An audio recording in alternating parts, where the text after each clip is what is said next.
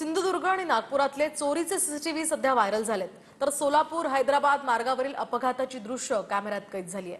दरम्यान तिकडे अमरावतीमध्ये सुद्धा चिमणीवरून केलेले शोले स्टाईल आंदोलन 60 तासांनंतर ते आंदोलन मागे घेण्यात आले। पाहूया। सिंधुदुर्ग आणि नागपुरात घडलेल्या चोरीच्या घटनांचा सीसीटीव्ही समोर आलाय। पहिला सीसीटीव्ही आहे सिंधुदुर्गमधल्या कुडाळमधील। यात मोबाईल शॉपमध्ये चोरी करतानाची दृश्य सीसीटीव्हीत कैद झाली आहेत। व्हायरल होणाऱ्या या सीसीटीव्हीत दुकानात कुणीही नसल्याचा अंदाज घेत चोरटा मोठ्या शिताफीनं चोरी करतोय। मोबाईलच्या काउंटरवरील एका ड्रॉवरमधनं चावी घेऊन पैशाचा ड्रॉवर उघडताना हा चोरटा कॅमेऱ्यात कैद झालाय।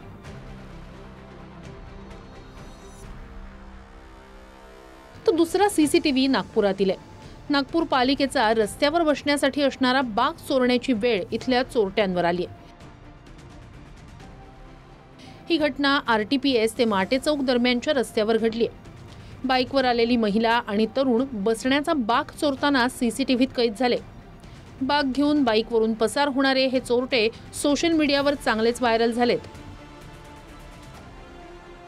तिकडे सोलापूर हैदराबाद महामार्गावर वाहनांचा भीषण अपघात झालाय। एका कार चालकाचा ताबा सुटल्यानं कार थेट दुचाकीला धडकली।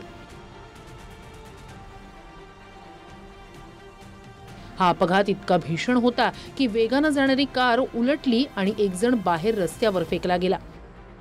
तर वेगाने पलटी होत येणारी गाडी दुचाकीला धडकली। या अपघातात 2 महिला जखमी झाल्या असल्या तरी बाईकवर बसण्याआधी काही क्षणांचा वेळ असतानाच अगदी किंचितस बाजूला झाल्यानं वाचल्या। दोन्ही महिलांवर सोलापूर शासकीय रुग्णालयात उपचार सुरू आहेत। हे तिन्ही सीसीटीव्ही पाहिल्यानंतर सध्या चर्चेत असणारं अमरावतीमधलं चिमणीवर चढून केलेलं शोले स्टाईल आंदोलन पाहूया। अचलपूरमधील फिनले मिलमधील कर्मचाऱ्यांनी वेतनासाठी केलेलं आंदोलन तब्बल 60 तासांनंतर मागे घेण्यात आलं।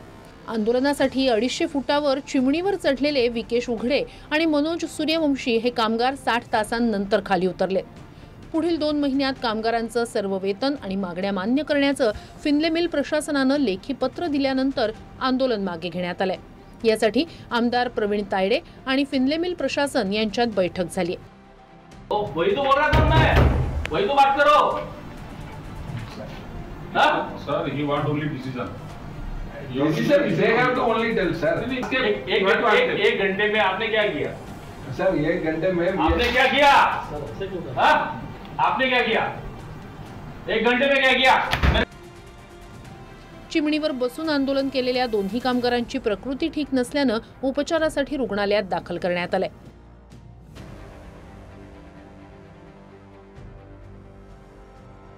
विशेष म्हणजे 27, 28 आणि आज 29 तारखेपर्यंत हे आंदोलन सुरू होतं।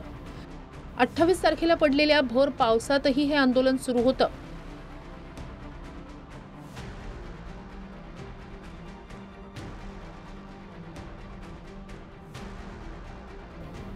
Bureau report TV9 Marathi.